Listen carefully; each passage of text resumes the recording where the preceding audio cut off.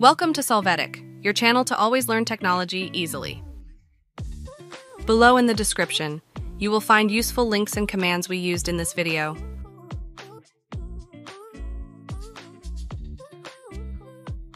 Today in Solvetic, we will learn how to see archived chats in Facebook Messenger PC. We start by entering our Facebook profile on the PC. After that, click on the Messenger icon to open it.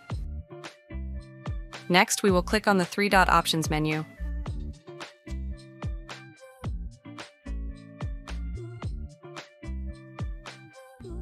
Here we can click on the Archive Chats option. Afterwards, we can see our archived chats if we have any.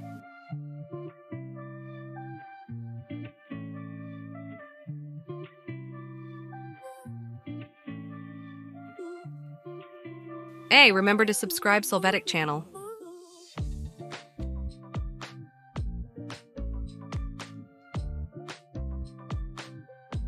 We hope it has been helpful for you. Here are links to watch more videos of your interest and subscribe to the Solvetic channel. Thank you.